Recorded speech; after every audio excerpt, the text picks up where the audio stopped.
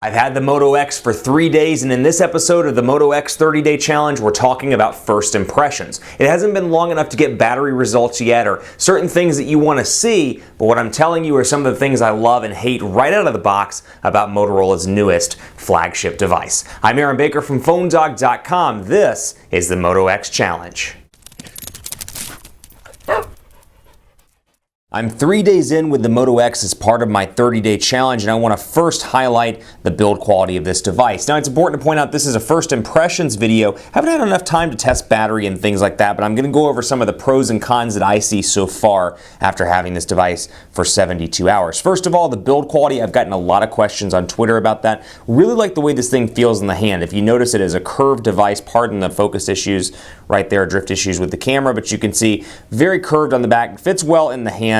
Got a nice feel to it, and it's small enough that when you hold it up to the ear, it actually feels like a phone. Now, there are some things I love and hate about this device, and one of the things I really am finding myself enjoying is Motorola Connect. Now, you can see right here, Motorola Connect works with your Chrome browser. It's a Chrome browser extension, and from there you can manage your phone calls and your text messages, and I like this on a couple of different fronts. One, I'm always on my computer as part of my job, and I'm either on a conference call, my phone's face down on my desk, or perhaps I was in the conference room just the other day, for example, and I left my phone in my office, and I was in the conference room on my laptop and I missed 2 calls. So things like that, that's where Motorola Connect comes in really handy. You can use that to keep logs of your calls, keep logs of your text messages, and when your phone rings, it'll pop up on your computer and say, hey, phone call, you need to answer this, or you need to ignore it or send a text message. So that's a nice feature that I like quite a bit. So you got that, and then you have Motorola's Assist application, and I'm saying all this to point out that yes, this is running a stock build, a relatively stock build of Android 4.2.2. That said, it's got some customizations to it that make it a little bit better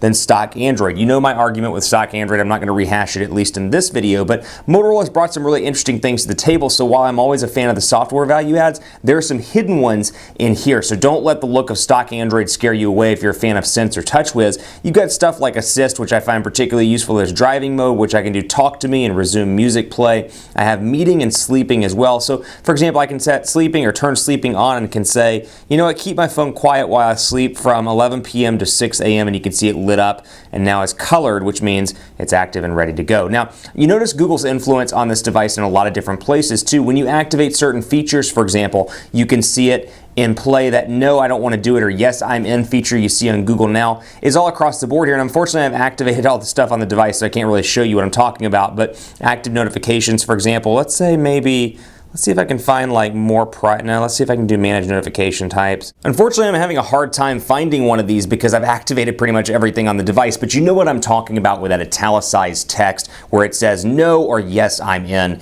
and that's what I'm talking about. So active notifications, a big thing on the Moto X, and this is something I like quite a bit because it saves battery life. That 2,200 milliamp hour battery can be saved and used for other things that are more important throughout the day. So active display turned on, manage notification types. You see here I can customize and configure which notifications pop up on the display, be it battery widget, American Airlines, for example. Obviously, American's very important to me. Flight aware, travel quite a bit for work, so those are all very, very useful. Messaging, and then of course phone, plume, all of that stuff are set as notifications. So when you turn this device off and back on, you can see right here that that's what active notifications looks like, and it will obviously configure based on what applications you have set to display in the active notifications area. Then there's touchless control as well, so I can say something like, okay, Google Now, and it powers right up. Tell me the weather in Dallas. And it is freaking hot, so I hope it says that. That is not what I said, but I am pretty far away from the microphone. Let's try it again. Okay, Google Now, tell me the weather in Dallas. Perhaps I need to say, what is the weather in Dallas? It's 38 degrees and mostly cloudy. It's not 38 degrees Fahrenheit. It's 38 degrees Celsius. It is 100 degrees Fahrenheit, and going up, as you can see, obviously a hot week here in North Texas, but you got that notification. Now, it's pretty limited so far as I can tell in terms of functionality. So we'll talk more about this in a separate video as I get to know it a little bit better, but you can do certain things like, okay, Google Now, text message 555-1234, hey, how are you doing? And so obviously it missed the hey, how are you doing, but I can edit the message from here, jump right in and send that text message. And like I said, through Motorola Connect, it's a fantastic application. You're finding these things. Motorola's Connect, Assist, all these things very useful. In terms of cons, there are a couple of things that I'm not a huge fan of on this device so far, and maybe these will turn on me, but at least these are my initial impressions after working with it for 3 days. One, the display. It's a 720p AMOLED display at 4.7 inches. Now that pales in comparison to the 1080p HD options on the HTC One and on the Galaxy S4. I can see some pixels. Some people have reported not being able to see pixels, but after working with 1080p displays, I do notice a difference, particularly up here in the AT&T network ID area and the 4G LTE indicator. I see quite a few pixels up there. At least I see a pixelation difference between that and then what I see on the Galaxy S4 and the HTC One. But minor issue to have. I'm sure I'll get used to that in the coming days and after working with it more. But again, fits really well in the hand. Like the way this thing feels. It feels a lot like a Pebble, or perhaps actually my first thought when I had it like this, it feels like an Apple Magic Mouse. If you have that kind of comparison in your mind, that's what